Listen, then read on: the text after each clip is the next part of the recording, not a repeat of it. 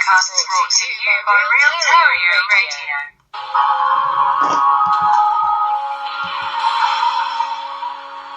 Around the world today here on Real Terrier Radio.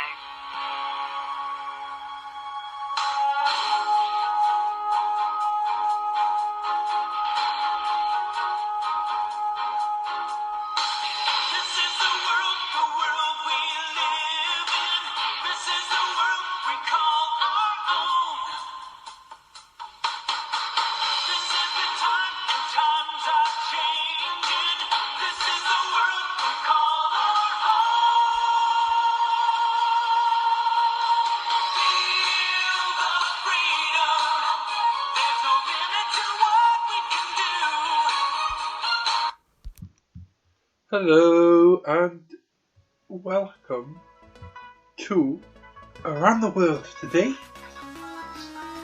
here on Real Terrier Radio Podcast with me, Terry Davis, and this is episode 1 of series 3 and it's February 2020. I could have got away with just saying it's February 20, couldn't I really? But you are listening, and if you are joining us this morning live, this is our first live podcast. We're using some new software built in through Spreaker, so I haven't had a chance to play around, so everything's a bit new, shall we say. So, I don't know, let's see what we've got, shall we?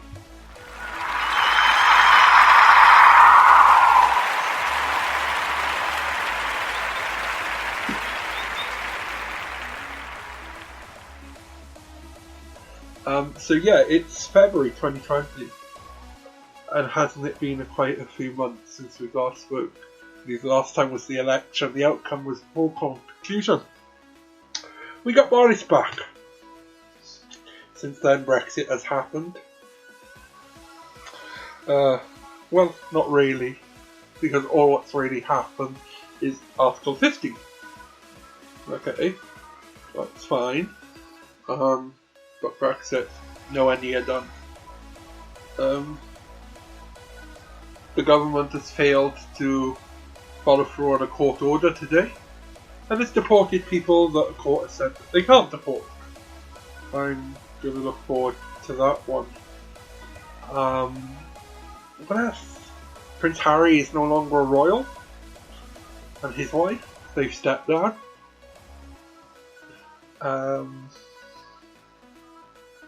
There's a new virus spreading around the world,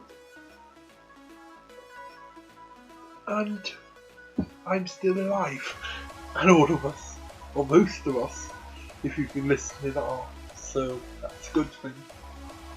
How can you get in touch with us? You can do that through Facebook. It's www.facebook.com/RealTerrier, or you can go to our Facebook group and it's Around the World Today.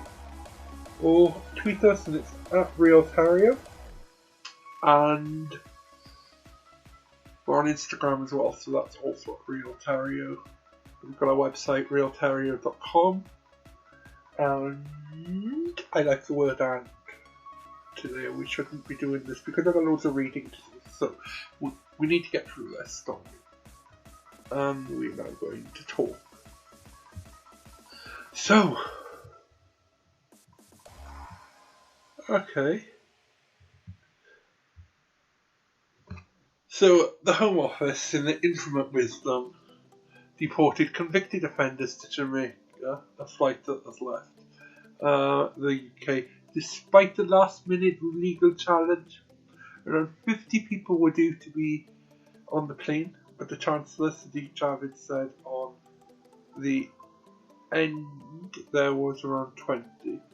The court ordered on Monday to stop the government deporting some of these with due to leave, in concerns that they may not have access to legal advice. Mr. Javid said no one protected by the court's ruling was on the flight. All those being deported are Jamaican nationals who have been convicted of criminal offences, served prison sentences of 12 months or more.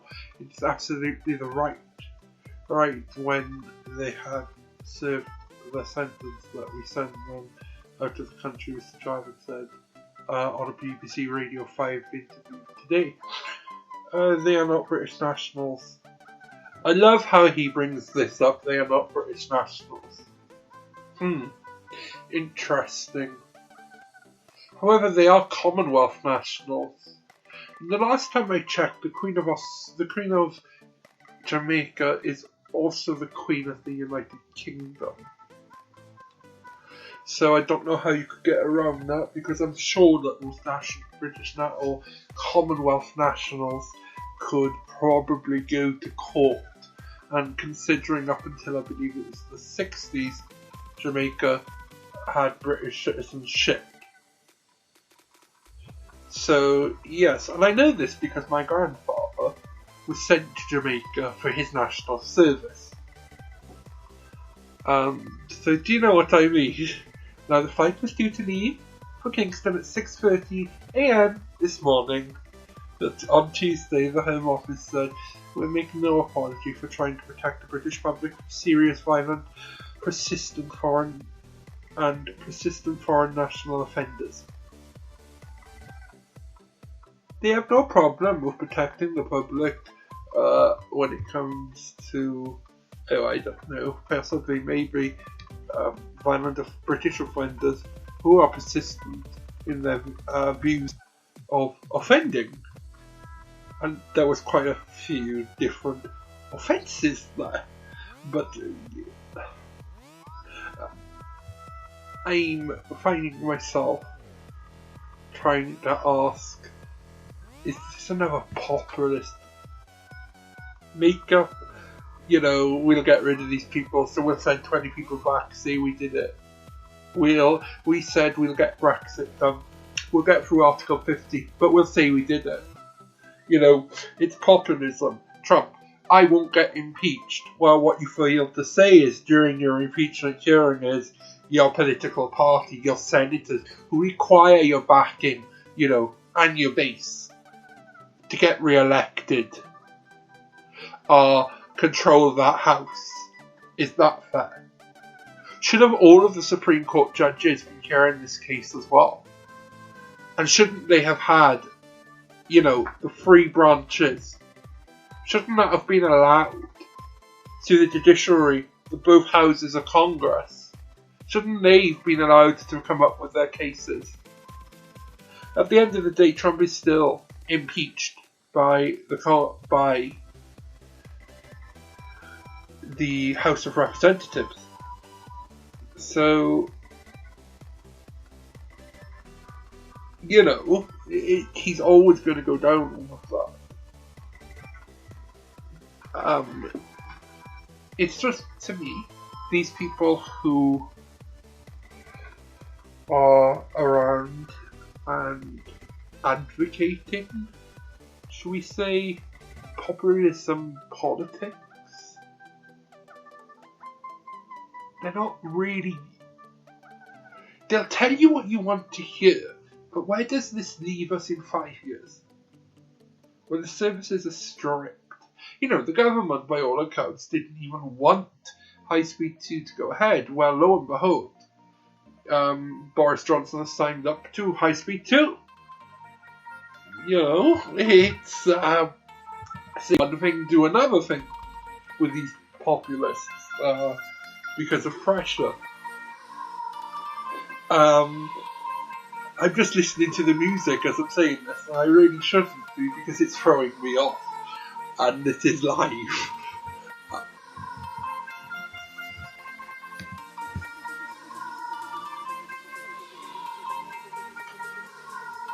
Everybody, hey! Sorry. So, you are listening, if you are tuning into our other world today, here on Real Terrio Radio Podcasts with me, Terry D. Yeah, we're talking about populism. It doesn't really work, does it? Look in the 1930s, and look at Germany in particular, or even Italy, and at the populist movements that grew. If you look at one person in particular, Adolf Hitler, And you see what populism was able to drive at. Now people say, well, Hitler was just a dictator. No, yes, he was a dictator. But at the end of the day, he was a dictator driven by populism, by the populists who, by him being able to be popular with a woman, with a man, with the average person on the street, and saying, well, this is what we're going to do, we are very popular right now. Well, by him doing this was just basically pandering to the needs, or pandering to the populist society. He didn't care. He told them what they wanted to hear, then got elected, then swept it all under the carpet. Well, most of you are probably now saying, well, this is many of our politicians. Yes, it is. But how do I say this? I don't agree with normal political parties. I think that an MP's first loyalty should be to its constituency, not to its party machine. Call me old-fashioned, but at the end of the day, the constituents elect an MP to serve on, to serve them, not the party. People in the last election were like, well, we said we're going to elect Boris Johnson. And I love it when people were talking about electing Boris Johnson as Prime Minister. First and foremost, the United Kingdom has never elected a Prime Minister. We elect an individual MP.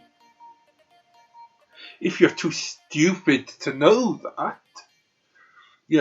none of you were voting for Jeremy Corbyn, you were voting for Joe Bloggs, who was standing for the Labour Party. It just happened to be that Jeremy Corbyn is the leader of that political party. You're not voting for the man. The only people who voted for Jeremy Corbyn in the last election, the same with Boris Johnson, was their actual constituencies. So, yeah, you may want to, look at that next time when you're going to vote, because it's who's better for your area, stand up for your area's needs, not who can get a piece of legislation through because the government has failed to do it in 3 years. Because that's what the last election was about. Meanwhile, should we have this one? We had an election, right? Nothing for poor people, for disabled people, for the vulnerable, for the sick, for anyone has really changed, besides us losing our European citizenship. It's the only thing that's changed. And you can ask many people, and they're so excited about it. Well, I very much doubt that Leo Varadkar in Ireland is excited about it, coming up with the results of the last Irish general election. We'll be talking about that next week.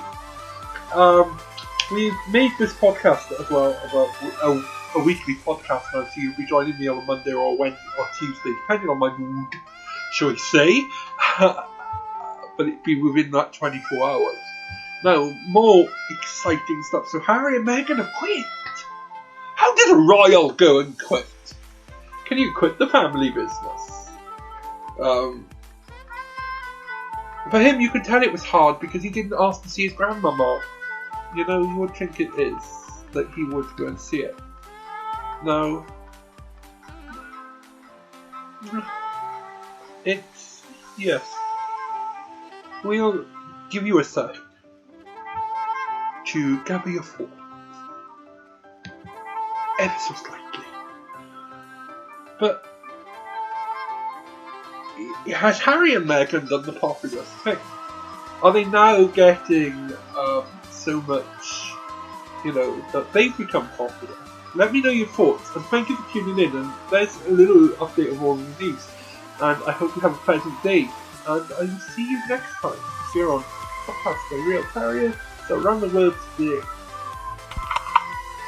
Podcast brought to you by Real Terrier Radio.